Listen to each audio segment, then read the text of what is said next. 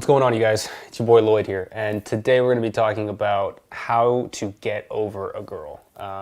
You're probably hurting right now. If you're watching this video and this is a very relevant thing for you, chances are you're probably waking up, you're feeling like someone's just stabbed a knife through your chest, and you have to deal with this all throughout the day.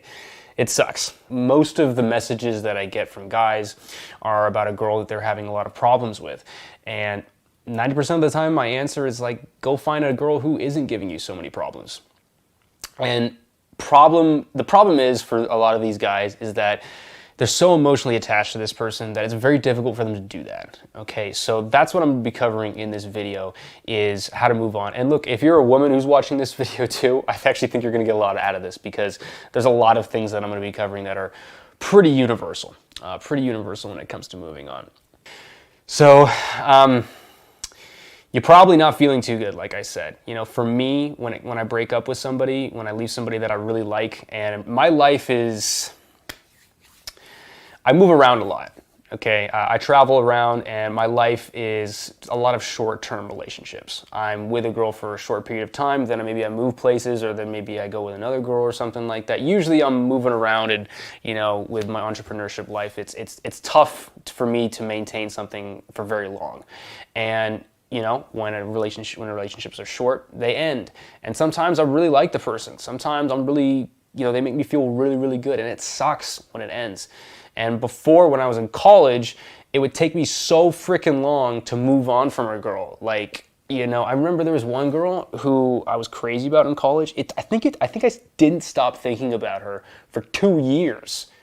Like, for 2 years I was thinking about her. And, for the first few months I was a wreck. Like, it took me that long. Now, probably take me a week or two at the most, okay? And it's because I do a lot of these things that I'm about to tell you, okay? So the first thing is unfollow her.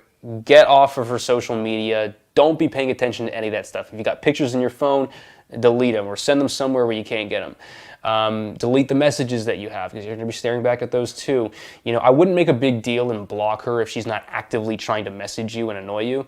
But if, she is, maybe that's a step that you have to take. Okay, whatever you need to do to get her out of your life so you're not seeing things that remind you of her, that's what you got to do. I don't do this in a very callous way. I'm just doing it for myself, and for me to move on, like, that's what you have to do. Do it immediately. There's no reason to wait. Okay. All right. So now I also recommend that after you've done this, you should write a letter to yourself. Okay. If you feel like you need to do this, this is something that I've done for previous girls that every time I say I'm not going to call them again or text them again, boop, boop, boop, I get a text message, and then, history repeating itself, okay? So write yourself a letter. Even if this person isn't contacting you, it'll prevent you from thinking about contacting them, or if you feel super low, it'll remind you all of the things that were not going so well. And look, if they broke up with you and you feel like things were going really, really well, maybe you're not ready to write that letter, but if they broke up with you, that's a sign that that they're not trustworthy for you as well. So that's a bad thing for you too, okay? Even if somebody leaves me, I want to be with somebody who wants to be with me, and usually, like, almost every single time when this happens, I can usually figure out why they did it. Maybe they wanted a relationship with me and I wasn't willing to give that to them. Maybe I was, honestly, like, some women don't. Let me just put it to you this way. I'm not for everybody.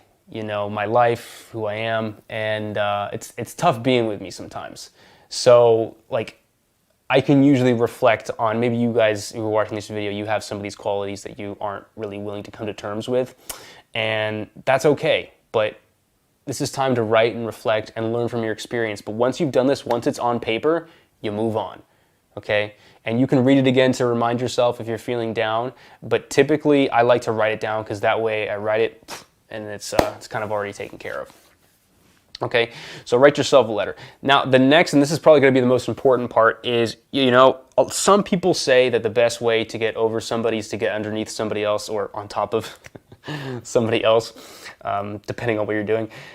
Look, I've done that. I've done that more times than I can count. More than dozens of times I've done that.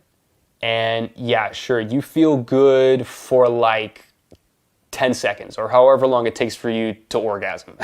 And after the orgasm's done, you know, you're right back to where you were before. And sometimes you feel even shittier because you're running away from, you're using this person to run away from your shitty emotions. And when that person is not that person that you're looking for, then you get more disappointed, you get more like it takes a lot out of you.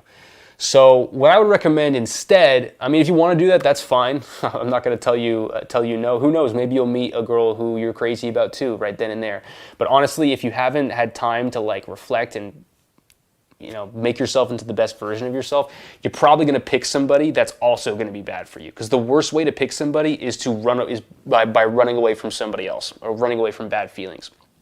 So this is the time to improve your environment. Now, what do I mean by your environment? I mean your friends, I mean your family, I mean your career, I mean your coworkers, I mean the stuff around you.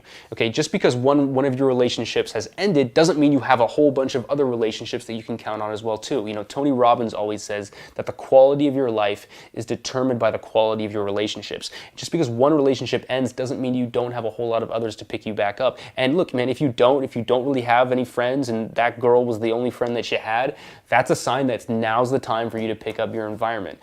You know, because you're probably not feeling too good if your environment sucks. If your environment sucks, you probably relied on her for most of your happiness, which is the reason why in college it took me so long to move on after that girl dumped me, because my environment sucked, dude. I was clinically depressed. I was in a really, really bad spot, you know? Like, there was a lot of other things going on with me. Not one person cannot have that much control over your emotions. There are almost always other factors going on that are making you sad. And sometimes when we have, you know, somebody, we rely on them for everything.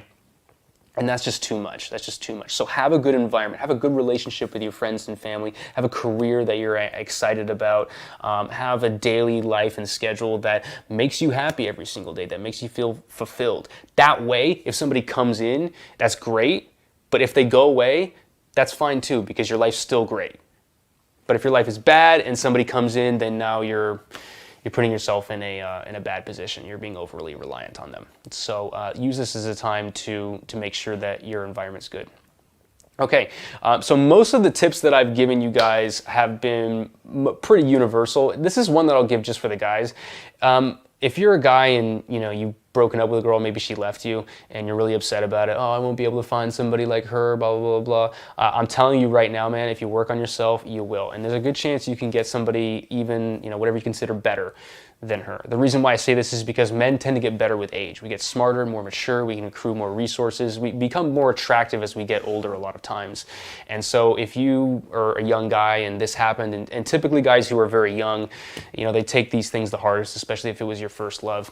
So, give yourself time, dude. It's not hopeless for you. And I guarantee you, if you work on yourself and you improve and continue to keep going out there and trying, you're definitely going to find somebody better. I can guarantee it. And if you need help with that, I'm here. If you're interested actually in my coaching program or one of my mentorship programs, there's a form down below. Click on the link on the form, fill out the form, and if you're a good fit, we'll actually get back to you.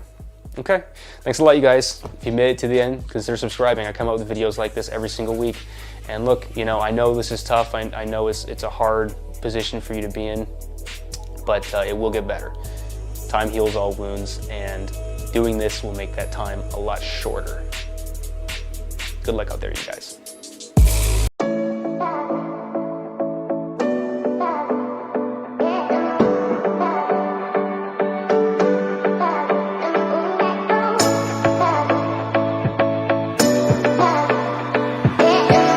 That said, make sure to subscribe, make sure to like the video, make sure to click the bell notification, make sure to share the video with anybody that you think could use the video, and make sure to comment in the video. We really look at these comments a lot. We're always responding to them, and it tells us what you want more of, if you like this, that type of stuff. That's one of the best ways to get your questions answered.